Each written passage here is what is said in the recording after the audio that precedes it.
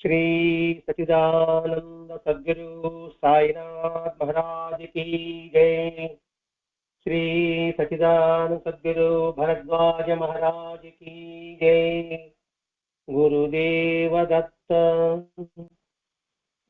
సద్గురు శ్రీ సాయినాథుని యొక్క కృపా కటాక్షాలతో ఆచార్య ఇక్కడ భరద్వాజ మాస్టర్ యొక్క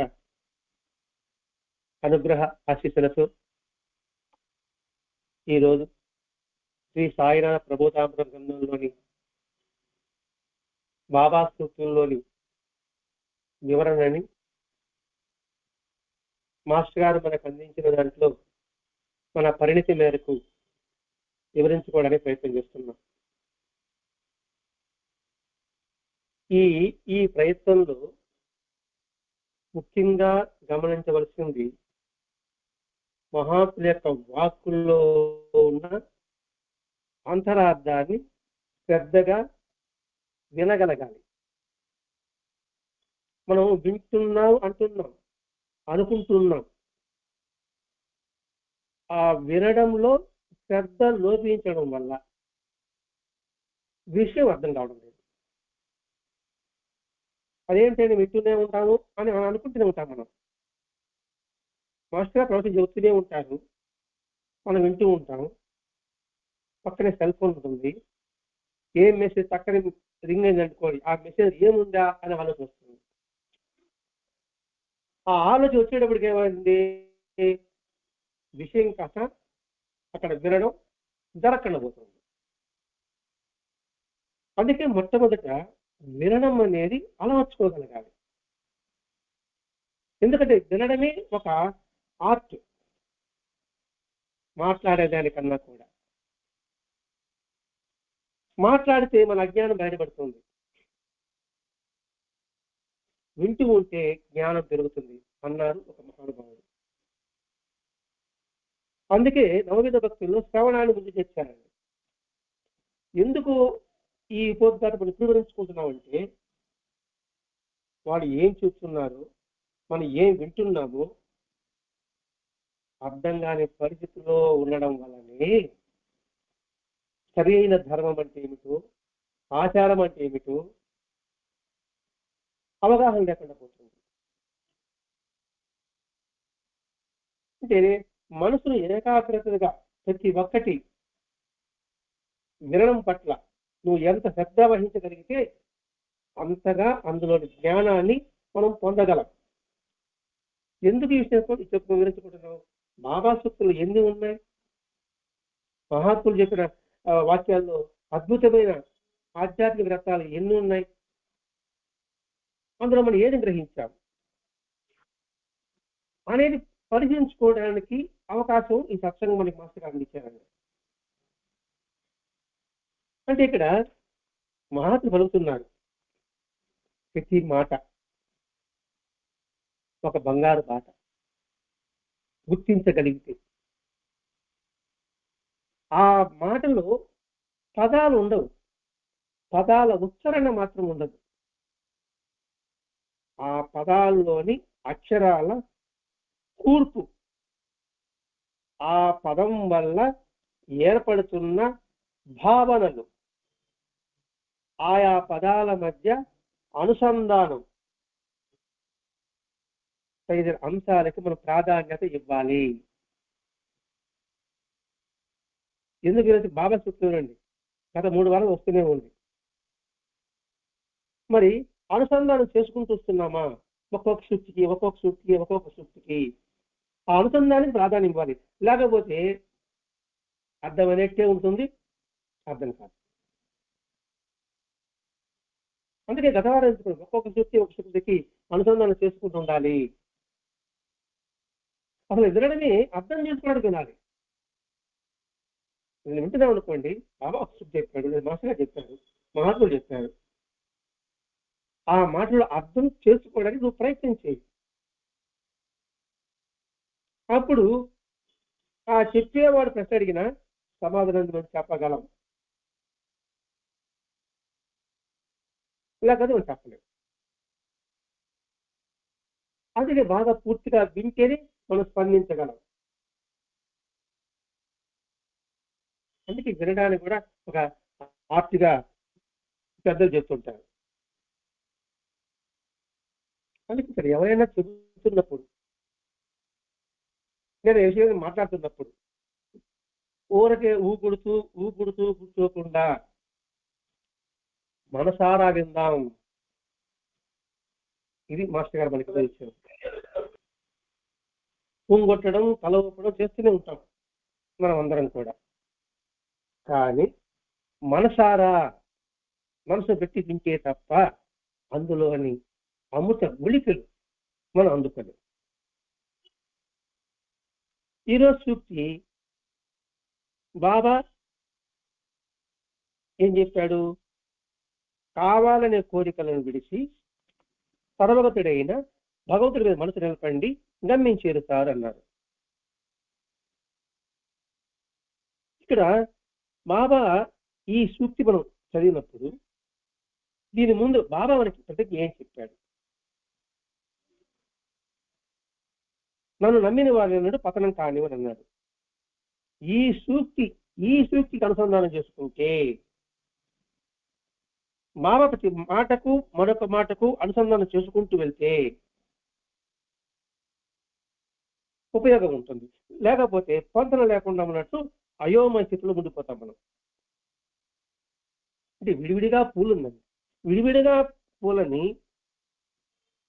ఒక దానిలో ఒకటి కూర్చితే దానిలో కూర్చి అందంగా ఉంటుంది. ఇప్పుడు ముగ్గులు వేయాలంటే మనం ఏం చేస్తామండి? చుక్కలు పెడతాం. అలా చుక్కలు విడివిడిగా చేరేస్తుంది, ఏదోలా అనిపిస్తుంది. అందులో మనకి ఏమి కనిపించదు. ఆ చుక్కలాంటిని కలిపితే చక్కటి ముగ్గుగా చూడడానికి అందంగా ఎలా అయితే ఉంటుందో అలాగే బాబా సూక్తులను విడివిడిగా చూస్తే మనకి ఏమి అనిపించదు, ఏమి కనిపించదు. ఆ సూక్తులనే మనుల్ని ఒక్కొక్క చోట చేసి కూర్చుకుంటూ పోయినాం అనుకోండి, అద్భుతమైన మణిహారం మనకు లభిస్తుంది.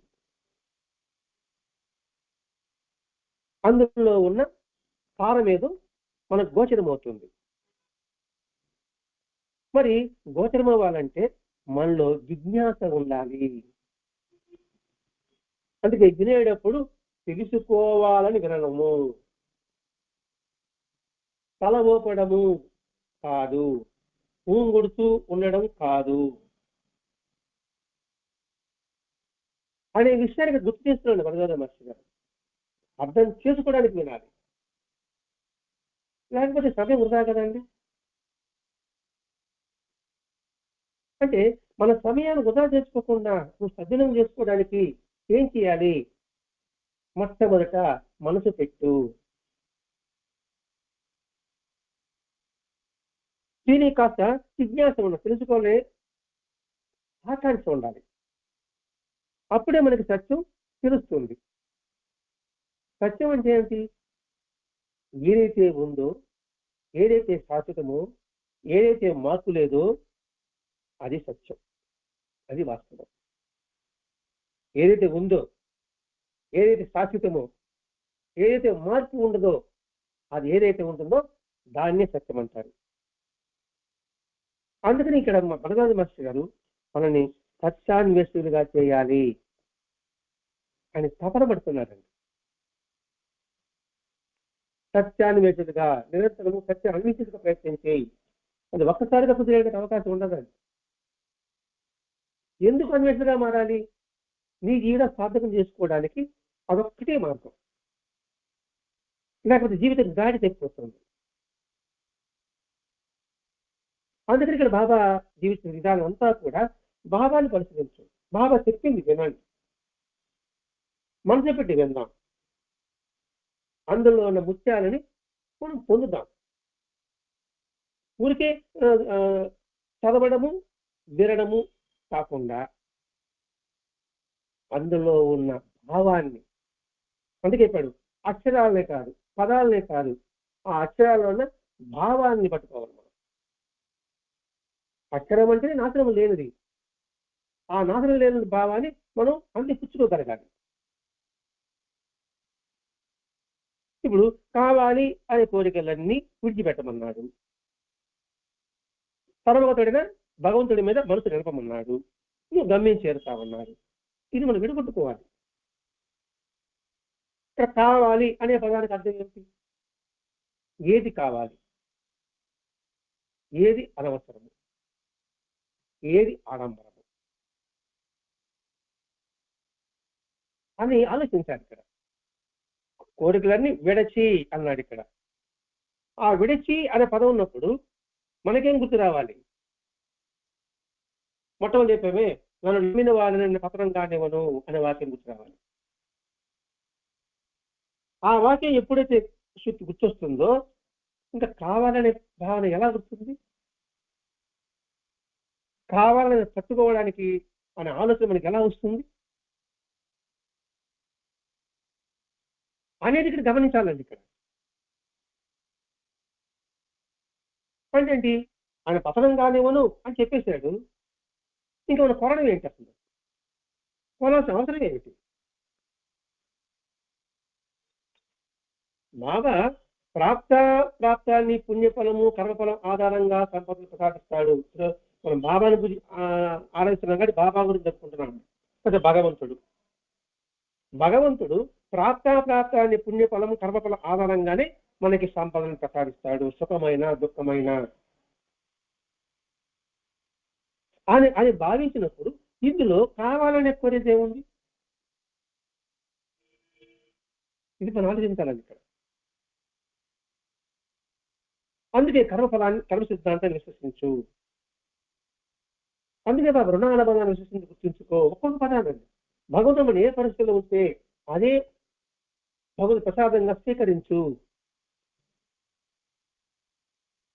దీనికి సోమవారి అధ్యాయాలు వస్తుంది. సాహిత్య నాకు తర్వాత బాధ్యతలు ఉన్నాయి అన్ని బాబాకు తెలుసు. నేను కోరవలసింది ఏమీ లేదు, నేను ఏమి కోరను. నాకు ఏది మంచో ఆయన ప్రసాదిస్తాడు.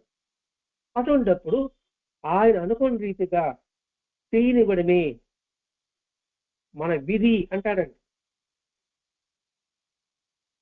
ఇంకోనేముంది అంటే మనలో ఎంతటి విశ్వాసం ఉందా ఉంటే ఇది కావాలి అని అలా ఆలోచన ఉండదు. దానికి ఒక ఉదాహరణ చెప్తున్నాడు మాస్టర్ గారు. బాబా నన్ను బాగా భాగ్యవతం చెయ్యి అని కోరేదానికన్నా నన్ను భిక్షగాని చేయకు అని కోరండి అని కోరవచ్చు. కోరని చెప్పు, కోరవచ్చు అంటాడు. ఎక్కడ మాస్టర్ గారు చెయ్యి అని చెప్పడండి, కోరవచ్చు, చేస్తే బాగుంటుంది, ఈ పదాలే వాడతాడు. ఎందుకని? కృష్ణ భగవానుడు అదే పదాలు వాడాడు కాబట్టి. నన్ను భాగ్యవంతుని చెయ్యి అనే కోరేదానికన్నా నన్ను భిక్షగానే చేయకు. భాగ్యం ఇవ్వదలుచుకుంటే ఆయన విధిగా ఇస్తాడు. అందుకే నేను సాధన రైతు పట్టాల మీద ఉంచు. డిరైన్మెంట్ అనుకోండి, ఏమో ఆ పెట్రోల్ తీసుకోవడానికి ఏ ఇంజిన్ వస్తుందో రాదు తెలియదు. పట్టాల మీద ఉన్నాం అనుకోండి, ఎటో ఒకట ముందుకో వెనక్కో వెళ్ళగలుగుతాం. అంటే పట్టాల మీద ఉన్నాం, శ్రద్ధా సౌకర్యం పట్టాల మీద ఉన్నాం. సర్వగతుడైన భగవంతుడి ముందు మనసు నిలపండి అన్నాడు. ముందే అనుకున్నాం అంటే అన్ని ఆయన ఇస్తాను చెప్పిన తర్వాత సర్వగతుడు భగవంతుడు ఆయన మీద మనసు నిలపండి. సర్వగతుడు అన్ని ఆయన ఇవ్వగలడు, అన్నిటికీ ఆయన సామర్థ్యం ఉంది. అటువంటి భగవంతుడి మీద నీ మనసు నిలపండి. మనం తులసి బస్సు వెళ్తున్నామండి, మనం వాళ్ళు అడిగిన పైకి మనం ఇచ్చేసాం. ఆవిడకి అన్ని తెలుసు, వాడు జాగ్రత్త తీసుకోబోతాడు అంటే అనే భావనతోనే మనం రాత్రిలో నిద్రపోతున్నాం. బస్సులోనే పగలంతా పిల్లకలా మాటలు మాట్లాడుకుంటున్నాం, నవ్వుకుంటున్నాం. మన నమ్మకం ఏంటి? మనం ఆ డ్రైవర్ మీద మనసు పెట్టేసాం, ఆయన మనం క్షేమంగా తీసుకుపోతాడు. అదే ఇక్కడ చెప్తున్నాడండి, సర్వగతుడైన భగవంతుడి మీద మనసు నిలపండి, గమ్యం చేరుతారు. అదే ఉదాహరణ విమానంలో ప్రయాణం చేస్తున్నారండి. దాదాపు 200 మంది 300-400 మంది ఉంటారు. పైన విమానం పైకి వెళ్ళగానే ఆ విమానం షేక్ అయింది. షేక్ అవుతానే చిన్న చిన్న బ్యాగులు పడిపోతూ ఉన్నాయి. మనుషులు ఈ పక్క దిగుతున్నారు. అందరూ గాబరాగా ఉన్నారు. అందులో ముందర కూర్చున్న ఒక పాప మాత్రం సంతోషంగా ఉద్యోగ బుక్ చదువుకుంటూ ఉంటుంది. ఒక 12 ఏళ్ళ పాప, 10 ఏళ్ళ పాప. పెద్దవాళ్ళకి బెదిరిపోతున్నారు. ఆ పాప నవ్వుకుంటూ నేను మమేకం అవుతుంది. పాప విమానం ఊగుతుంది, పడిపోతావేమో, నీకు భయమే లేదా అన్నప్పుడు, నాకెందుకండి భయం, మా నాన్న పైలట్, నన్ను మా అమ్మ దగ్గర క్షేమం తీసుకుపోతారని నన్ను నిన్ను కూర్చోబెట్టాడు, నేనెందుకు భయపడాలి? అది సర్వగతుడైన భగవంతుడి మీద మనసు నిలపండి, గమనించేరుతారు. ఎంత చక్కటి వివరణ అండి. దీనికి ప్రహ్లాద పెట్టుకోవచ్చు, ధ్రువుని పెట్టుకోవచ్చు, ఇంకా పెరిగి పురాణంలో ఉన్న అనేక మంది శివభక్తుల యొక్క వృత్తాంతం వివరించుకోవచ్చు. దీనిని ధ్యానం అంటాడండి మాస్టర్ గారు. ఇప్పుడు ధ్యానం అంటే కళ్ళు మూసుకోవడము, జపమాల చెప్పడము, పెదాలతో నామం పలకడం కాదు. సర్వగతుడైన భగవంతుడి మీద మనసు నిలపండి, ఆయన అన్ని సమకూర్చగలడు అనే ధ్యాసతో కళ్ళు తెరుచుకుని కూడా మీరు జీవించవచ్చు అని చెప్పడం ఈ సూక్తి యొక్క ఉద్దేశం అండి. ఇట్లా ప్రతి ఒక్కటి ఈ కోణంలోంచి మనం ఆలోచించుకుంటూ రావాలి. ఇప్పుడు 25వ సూక్తి ఈ పుస్తకంలో ప్రబోధాంతంలో 25వ సూక్తి. మన సాయిలాంత గ్రంథంలో సంఖ్య మనం వేరేగా ఉండొచ్చు. ధ్యానానికి రూపంతో లేదా ఆనందంగా రూపం లేకుండా ధ్యానించన్నాడు. అది కష్టమైతే నా రూపాన్ని గురించి చింతన చేయన్నాడు. అలా చింతన చేస్తుంటే మనసు ఆ ఒక్క రూపంలో నిలిచిపోతుందన్నాడు. అప్పుడు ధ్యాత, ధ్యేయము, ధ్యానాల మీద నశిస్తుందన్నాడు. చైతన్య ఘనత లేక బ్రహ్మ సమరత కలుగుతుందన్నాడు. ఇది దీంట్లో ఏం మనం గ్రహించాం, ఏం గ్రహించగలం? చదివేసి నా రూపాన్ని చింతన చేయి అన్నాడు కాబట్టి బాబా రూపాన్ని చూసుకుంటూ అలా బస్సులో పోతూ వేరే ఆలోచించి గొప్ప మళ్ళా ముట్టికాయ ఒకటి వేసుకొని బాబా రూపం చూసుకుంటూ అడుగుడు గుర్తురాకపోతే నా జేబులోంచి ఫోటో తీసుకోవడము, చేతిలో ఉంగరం చూసుకోవడము, పెన్ను మీద బాబా ఫోటో చూసుకోవడము, లాకెట్ చూసుకోవడము, మెడలో వేసుకున్న లాకెట్ లేదా పుస్తకం చూసుకుని బాబాను చూసుకోవడము, అలా చేయడమా? బాబా ఏం చెప్పాడు? అన్ని రూపాయలు నావే అని చెప్పాడు. అది గుర్తుకొచ్చింది అనుకోండి, ఈ రూపంలో బాబా కనిపిస్తున్నాడు, ఈ వ్యక్తి రూపంలో బాబా కనిపిస్తున్నాడు, ఈ చెట్టులో కనిపిస్తున్నాడు, ఈ పుట్టలో కనిపిస్తున్నాడు, ఈ శరీరంలో కనిపిస్తున్నాడు. ఇలా అన్ని రూపాల్లో ఆయన కనిపిస్తున్నాడు అనే భావన కానీ స్థిరపడిందంటే అప్పుడు ఇక్కడ ధ్యాత అన్నాడండి. అంటే చేసేవాడు, సాధకుడు వాడు ఉన్నాడు. ధ్యేయము అంటే అనుకుడు కోరుకున్న ఫలితాన్ని పొందడము, అది ఉండదు. ధ్యానము అంటే ఏంటి? ఆ కోరిక మీద చంచలం లేకుండా మనసు నిలపడం, అది ఉండదు. ఇది మాటలే కాదండి, మనం గమనిస్తే మనకే అర్థమవుతుందండి. ఒక విషయం గురించి మనం ఆలోచిస్తూ కూర్చున్నాం అనుకోండి, లేదా ఒక వ్యక్తిని గురించి ఆలోచిస్తూ కూర్చున్నాం అనుకోండి, లేదా ఒక వస్తువుని గురించి ఆలోచిస్తూ కూర్చున్నాం అనుకోండి, ఒక వస్తువు కొనాలి దాని గురించి ఆలోచించుకుంటున్నాం అనుకోండి, పక్కన ఒకటి పిలిచినప్పుడు కూడా మనకు ఉంచదు. లేరా మనసులో లేవా అని అంటారు. అక్కడే కూర్చున్నాడు కదా మనం. అప్పుడు చేసేవాడు ఎక్కడ ఉంటాడు? ధ్యేయం ఏది కోరుకుంటున్నామో ఆలోచన, కొనాలి, వెళ్ళాలి అని ఆలోచన కూడా రాదు, దాని చింతన చేసుకుంటుంటాం. అంటే ఏంటి? ఈ మూడు కూడా లేకుండా పోతుంది, అందులో తన్మయత అయిపోతుంటున్నాం. ఎప్పుడు మనసు ఆ ఒక్క రూపంలో నిలిచిపోయినప్పుడు, ఆ ఒక్క రూపంలో మనిషి నిలిచిపోయినప్పుడు మాత్రమే నేను చేస్తున్నాను, చేయబడుతుంది, చేసే వస్తువు ఏది మనకు గోచరం కాదు. అంటే మమేకమైపోయి ఉంటాము. మరి ఇక్కడ ఆయన రూపాన్ని అనుకున్నాడు. రూపం పేరు కాదు. ఆయన సర్వత్రా నిన్న చైతన్యంతో మమేకం కలిగి, అలా మమేకమైనప్పుడు ఏమవుతుందంటే ఇతరత్ర భావాలు మన నశిస్తుంది. చైతన్య ఘనత కలుగుతుందన్నాడు, బ్రహ్మ సమరత కలుగుతుందన్నాడు. చైతన్య ఘనత లేక బ్రహ్మ సమరత అన్నాడు. ఏమిటి చైతన్య ఘనత అంటే ఏమిటి, బ్రహ్మ సమరత అంటే ఏమిటి?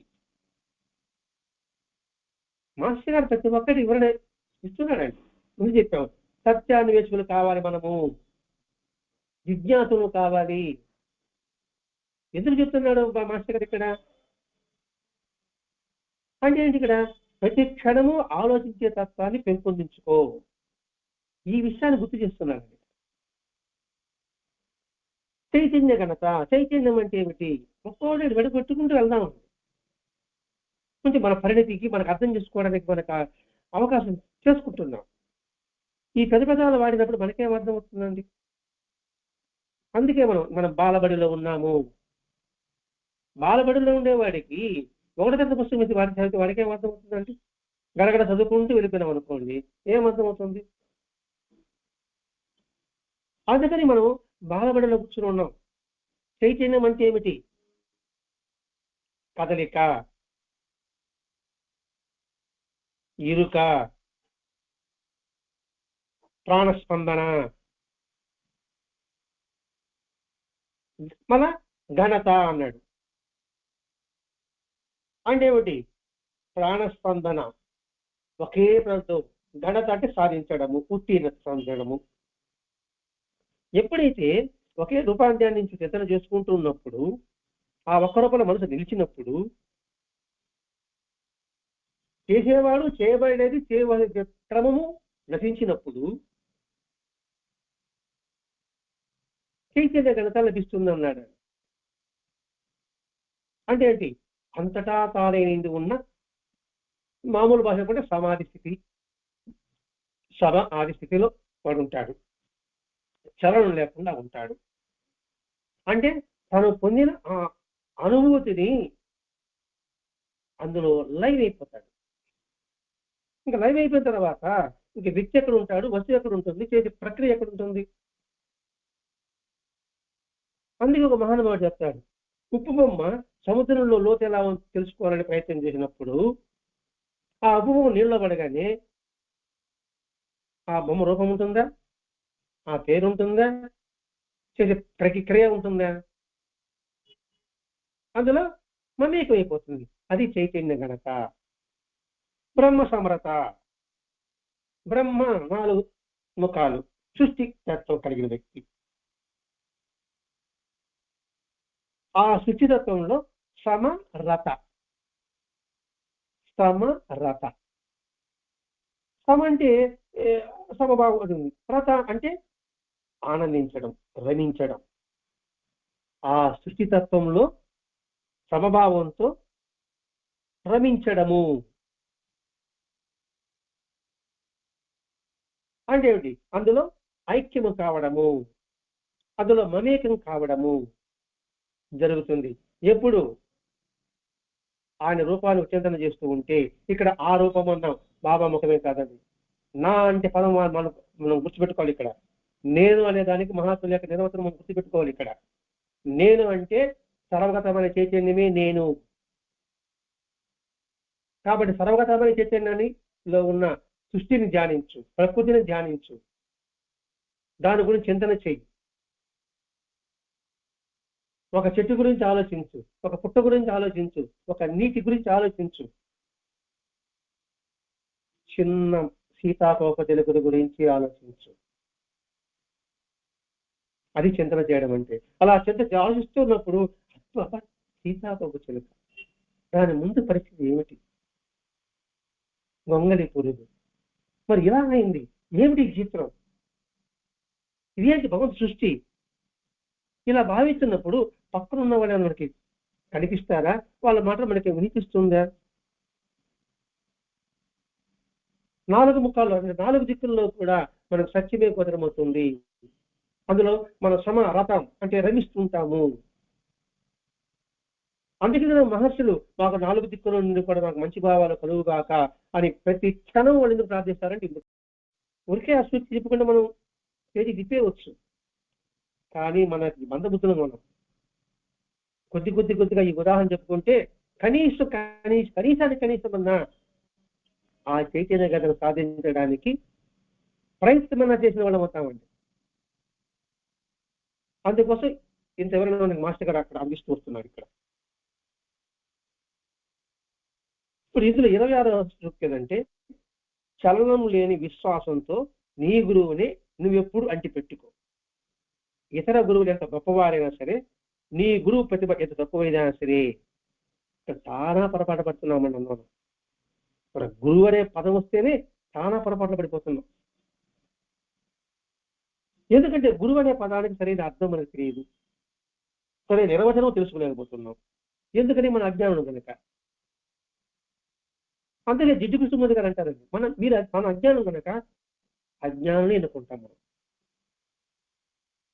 జ్ఞానం అయితే జ్ఞానం ఎన్నుకుంటాం. బంగారానికి విలువ తెలిసిన వాడు అయితే సరైన బంగారాన్ని కొంటాడు. బంగారం విలువ తెలియని ఏమవుతాం చేసుకోమని ఏమవుతాము, గిల్ట్ నగలు కూడా బంగారం అని భ్రమిస్తాం.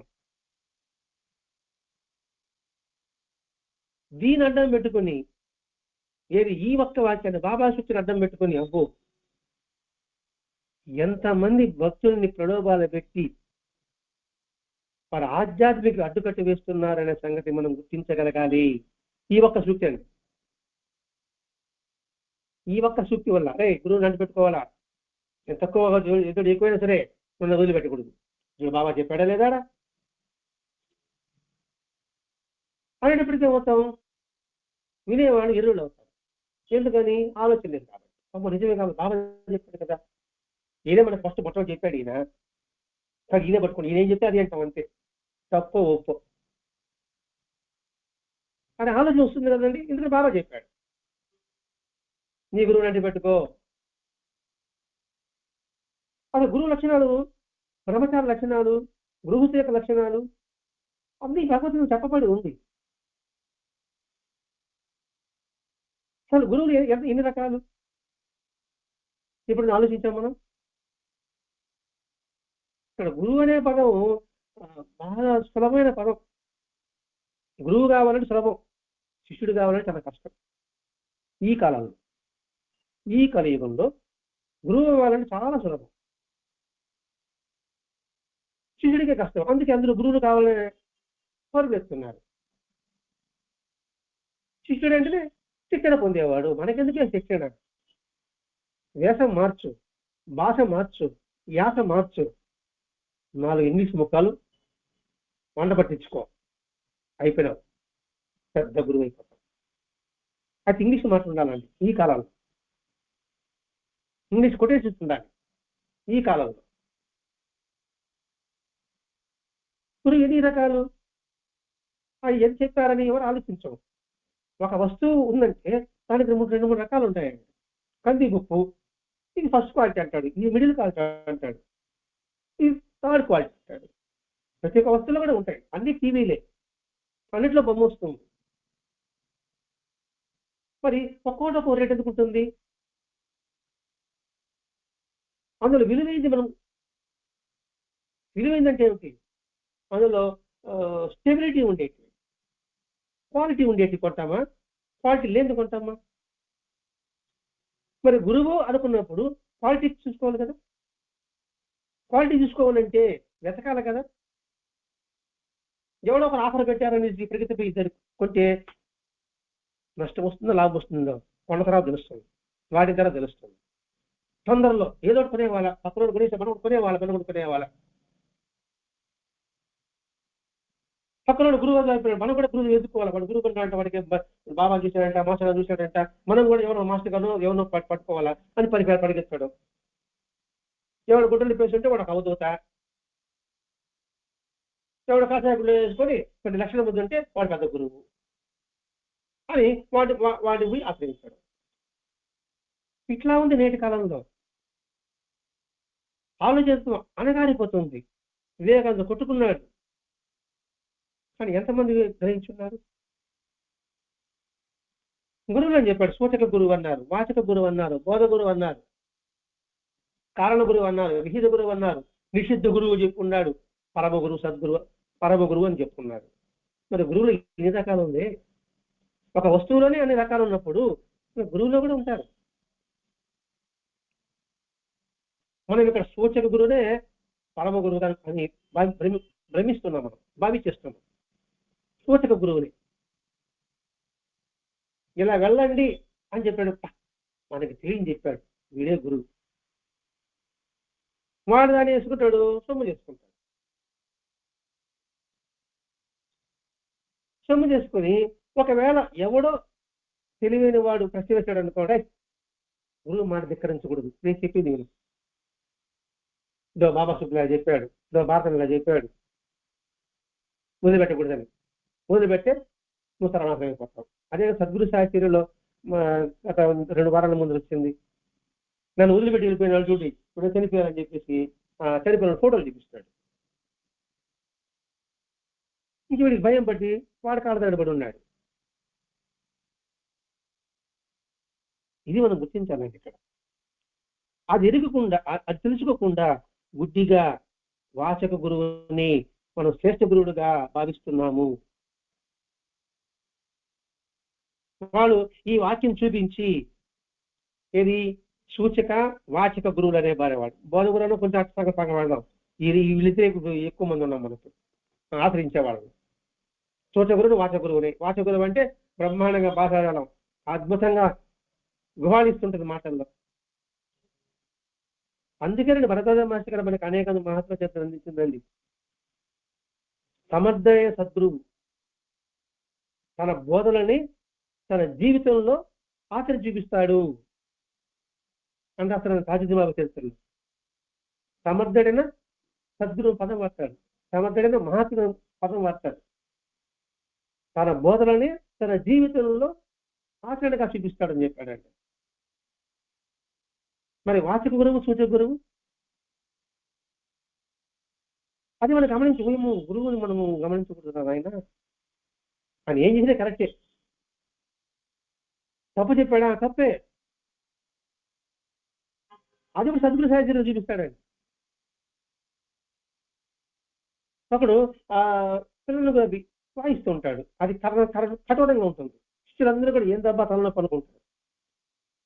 కానీ గురువు గారు భలే ఉంది అయినప్పటికీ ఆ శిష్యులందరూ కూడా భలే తప్పడు పడతారు. అందుకని సద్గురు సాహిత్యం చూడమని వినయించుకోవడం. ఎందుకంటే మాటల్లో ఏం చెప్పినా చదివినా మనకు అర్థం కాదు, కనీసం చూస్తే ఓహో ఇటువంటి వాళ్ళు మనం జాగ్రత్త పడాలి, మన వరకు మనం జాగ్రత్త పడాలి అనే భావమని ఏర్పడుతుందండి. ఇలా సూచక వాచక గురువును మనం ఆచరించడం వల్ల భక్తులు తప్పుదోవ పట్టిస్తున్నారు. తస్మా జాగ్రత్త అంటున్నాడు మాస్టర్ గారు ఇక్కడ.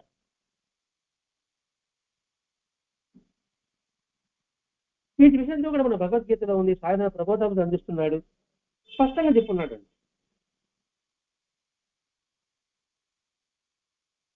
అట్లా మనం వృధత్వాన్ని తెలుసుకుని అప్పుడు మనకి అవుతుంది చలనని విశ్వాసంతో నువ్వు ఆశ్రయించు.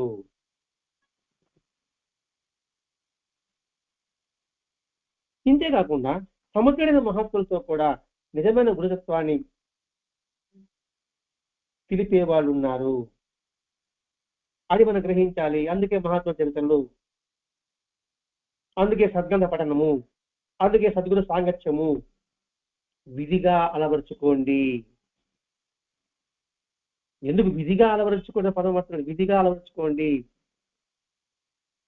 సద్గంధ పఠనము, సద్గంధం సత్యముతో కూడినది. ఏ గ్రంథం మనకి ఉత్తమమైన భావాలకు ప్రేరణ కలిగిస్తుందో అది సద్గంధము.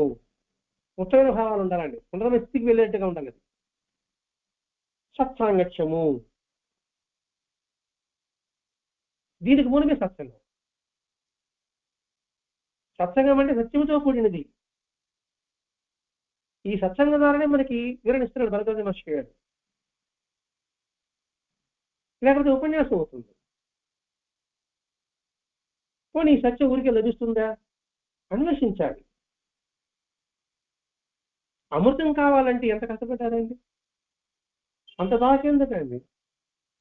ఒక పిడికిడి అన్నముద్ద కావాలంటే దాని వెనక ఎంత కృషి ఉంటుందండి. ధాన్యం నేలలో పడినప్పటి నుంచి అది మనకు గుర్తురాదు. మనం ధాన్యం నేలలో వేయాల,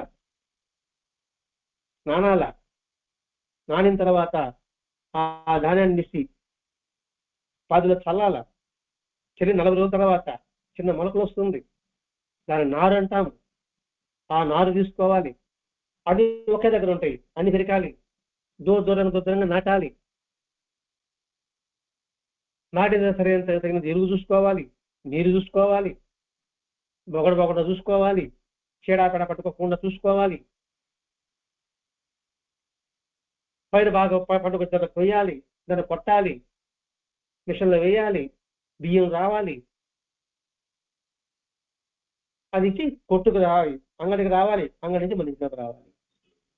వచ్చిన తర్వాత బియ్యాన్ని కడగాలి, నానబెట్టాలి, కడగాలి, ఇసురు పెట్టాలి, నానబెట్టాలి, సరైన సమయంలో అన్నం ఉడకాలి, జాగ్రత్త ఉడికెట్టుగా చూడాలి, ఏమైనా పాటించి కూడా ముద్ద అయిపోతుంది.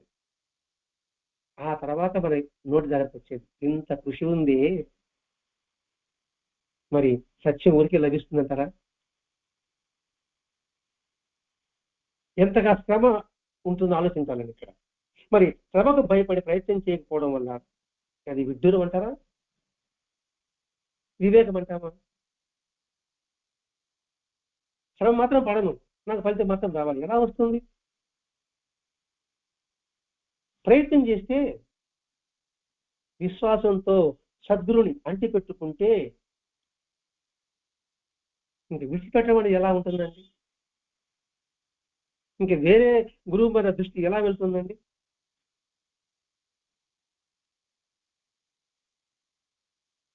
అనేది మనం ఆలోచించుకుంటూ రావాలని మనం ప్రయత్నం చేయగలగాలి.